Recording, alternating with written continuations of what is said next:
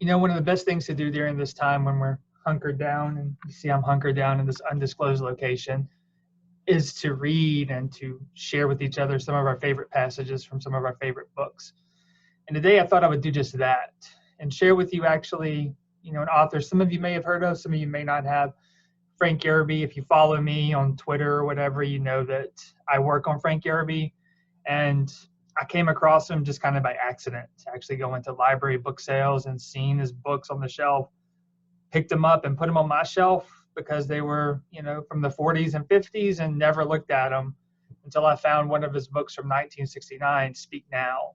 I read that and got me hooked. And then I went back and read a lot of his other stuff. This actually is his first novel, The Foxes of Haro, which was published in 1946.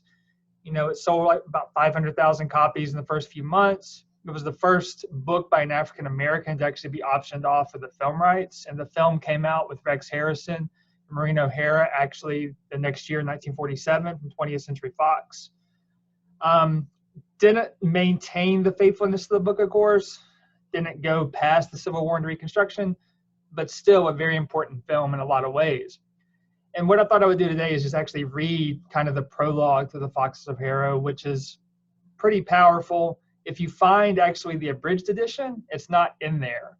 And this prologue actually adds a lot to what you're going to experience in this novel, because it's actually about a white protagonist who works his way up, buys a plantation, enslaves individuals, and then loses it all during the Civil War and the Reconstruction. The novel ends like right about the end of the Civil War.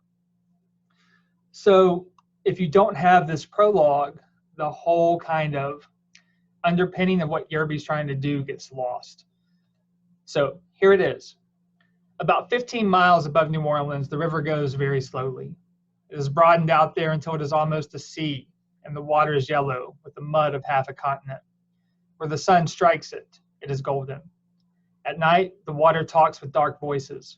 It goes whispering down past the Natchez Trace, past Roman, until it reaches the old Estrahan place and flows by that singing. But when it passes Haro, it is silent. Men say that it is because the river is so broad here that you cannot hear the sound of the waters. Scientists say it is the shape of the channel. But it is as broad by Roman and the Estrahan. Yet before Haro in the night, it is silent. It is better to see Haro at night. The moonlight is kinder. The north wing has no roof, and through the eyeless sockets of the windows, the stars shine. Yet at night, when the moon is at the full, Haro is still magnificent. By day, you can see that the white paint is peeled off, and that all the doors are gone. And through them, and the windows, you can see the mud and the dust over everything. But at night, the moon brings back the white again, and the shadows hide the weeds between the flagstones. The Corinthian columns stand up slim and silver, and the great veranda sweeps on endlessly across the front, and the red flagstone swings its perfect curves through the weed-choked garden where once the Cape jasmine grew. Past the mud-filled bird bath and the broken crystal ball and the column to the smokehouse and the kitchen house and the sugar mill and the slave quarters. You walk very fast over the flagstones and resist the impulse to whirl suddenly in your tracks and look back at Haro. The lights are not on. The crystal chandeliers are not ablaze. There are no dancers in the great hall. In the garden, the smell of the pinks and the lavenders and the white crepe myrtle and red oleanders and the mimosas and the feathery green and gold acacia and the magnolia and the Cape jasmines and the roses and lilies and the honeysuckles are ghosts too, and figments of the imagination.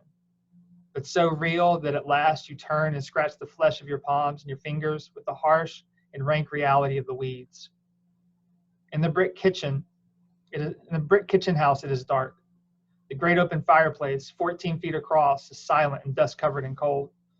But the small pots still stand on the trivets after 80 years, and the pot hooks and the game spits are rust-covered but otherwise unchanged. And the ovens with the hollowed-out tops where the live coals were put still stand on the hearth, waiting for old Colleen to push them into the fire to bake her master's bread and hum softly under her breath. It is no good to stay. So you come out of the brick kitchen house and walk very fast down the old wagon trail from the sugar mill where the machinery for crushing the cane rusts away in the swamp damp, stumbling in the 80-year-old stone-hard ruts made by the wagons.